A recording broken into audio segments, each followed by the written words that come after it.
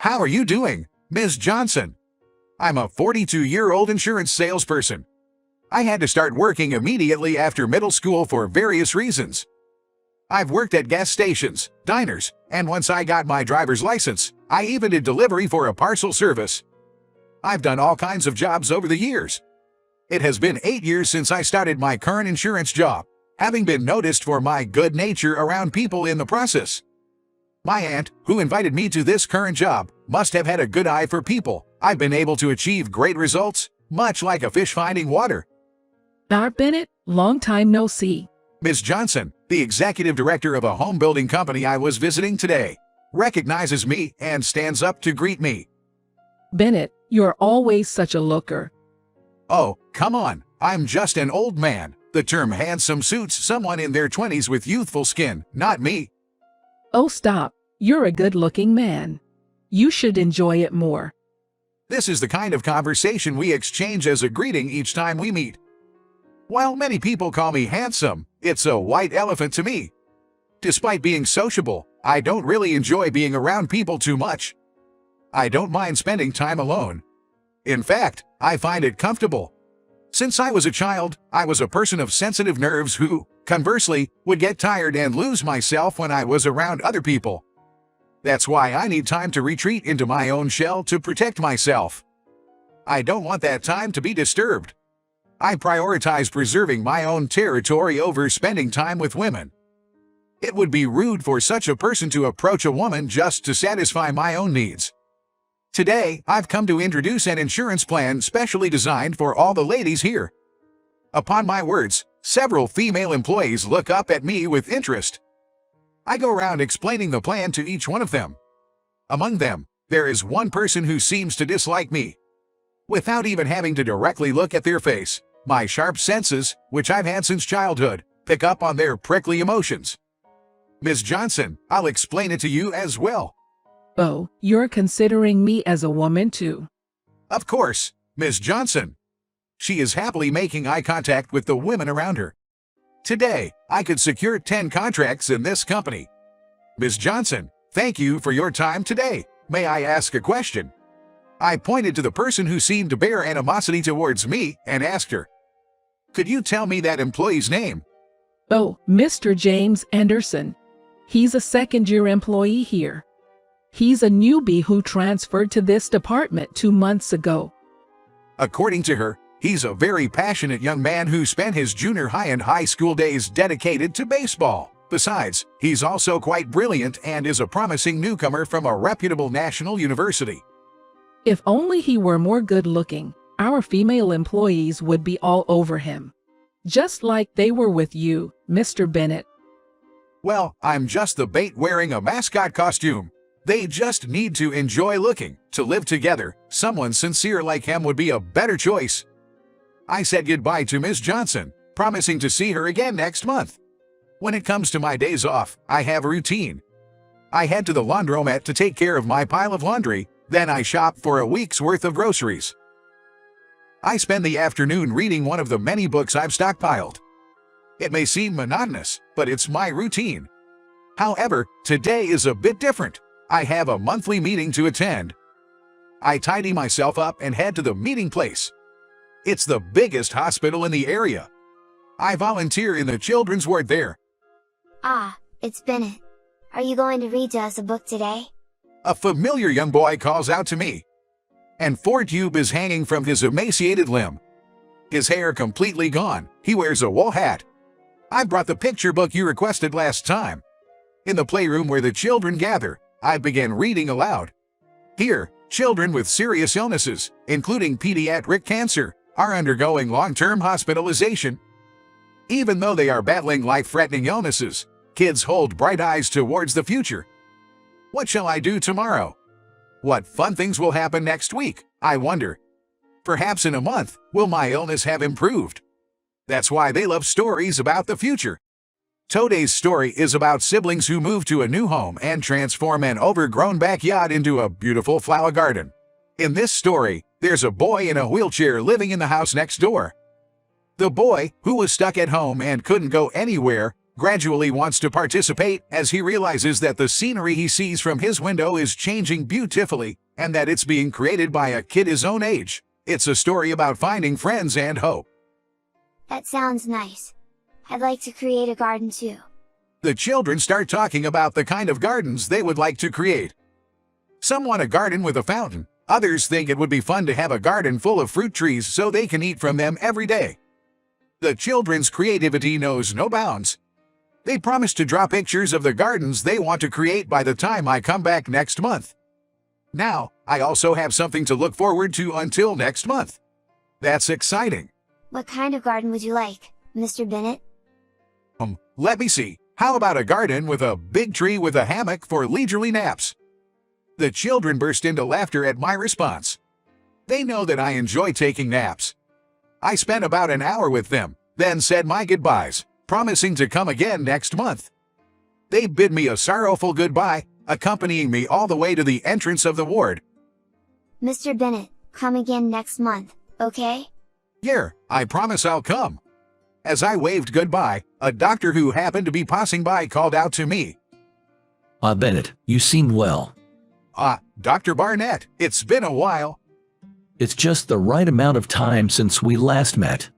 Dr. Barnett is the doctor who took care of me when I was a child. When I was in the 6th grade of elementary school, I was diagnosed with pediatric cancer. It was leukemia. Suddenly, my body became heavy, and I was always tired. I couldn't play or go to school like I used to. After I was diagnosed, I was in and out of the hospital repeatedly, and with each chemotherapy treatment I received, my body fell apart even more. On days when I had to hold my stomach in the bathroom because it was so painful to swallow saliva due to numerous mouth sores, there were times when I thought it would be better to die. The ones who saved me were Dr. Barnett and his son, who volunteered and played with the children. His son taught to study and even how to get along with the girl I liked in the ward. He is a reliable older brother, and who stayed with me, holding my hand when times were tough until I could smile. That's still my ideal image of a person. And to get a little closer to that image, I'm doing volunteer work. By the way, Ms. Johnson, whom we discussed the other day, decided to transfer to our hospital. Really? I'm relieved that you'll be looking after her. Thank you. I bowed to Dr. Barnett, whom I hadn't seen in a while, and left the hospital. A month later, I was on my way to a home builder for work, this time to introduce insurance for men. I went around explaining to many familiar employees about plans suitable for their children's college education and switching to the best plans according to their age. Then, I approached a young employee who had caught my attention during my previous visit, Mr. James Anderson. Pleasure to meet you. My name is Robert Bennett, and I work as an insurance agent. As my voice broke the silence, Mr. Anderson, who'd been looking down, glanced up, his expression slightly sour. But his next words took me by surprise. Insurance, huh? I've been thinking I need to get on that, actually. I was about to take a break. Would you mind explaining it to me in more detail? Despite the mismatch between Mr. Anderson's aura and his words, I responded, of course, and followed him to the break room. Mr. Anderson poured coffee into a mug, even preparing one for me. It's instant, but please. He said. I expressed my thanks and took a sip. However, the taste was far from what I'd expected. As I struggled to swallow, Mr. Anderson chuckled, watching me with amusement. He then sipped his coffee leisurely. I put a bit of salt in it for purifying you. I see. This unusual saltiness seemed to overpower the aroma of the coffee. Somehow, I managed to swallow without spitting it out and place the cup back on the table. You know, I can't stand guys like you who bag jobs just with own good-looking face. It's pathetic. That's all you can do when you only have a middle school education. You're a failure as a man. Even though I've experienced unpleasant looks from others, I was rarely attacked. Moreover, this is the first time for me when it came to someone I just met. Mr. Anderson, have I caused you any discomfort? If so, I deeply apologize. I will change my attitude henceforth, so could you please tell me what's wrong? Perhaps Mr. Bennett expected me to become angry. But instead, I took modest attitude, so he must haven't known how to respond. He stood up, grabbed the pot of salt and dumped it on my head. You want me to tell you what's wrong? You'd know if you thought about it. Or are you saying you've forgotten about what you did to Ms. Johnson because making women cry is such a common occurrence for you? Miss Johnson. I stood there, a statue with a head covered in salt, trying to decipher his words. Never step foot in this company again, you womanizer.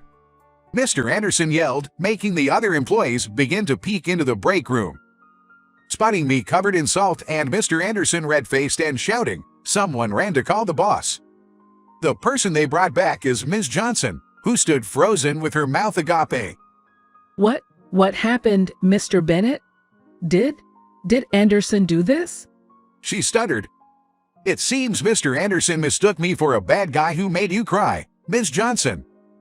Afterwards, with the help of the female employees who'd gathered in the break room, I brushed off the salt and cleaned up the scattered salt on the floor. What do you mean Mr. Bennett made me cry? Ms. Johnson interrogated, standing tall, and Mr. Anderson looked up defiantly.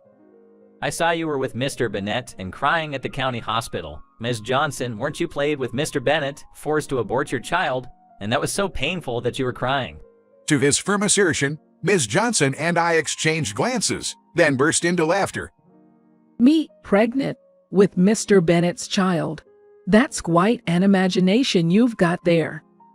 Sure, pediatrics and OBGYN are next to each other at the hospital, so I guess that confusion is understandable. Oh dear. I explained to Mr. Anderson that I was not dating Ms. Johnson, nor did we have any physical relationship.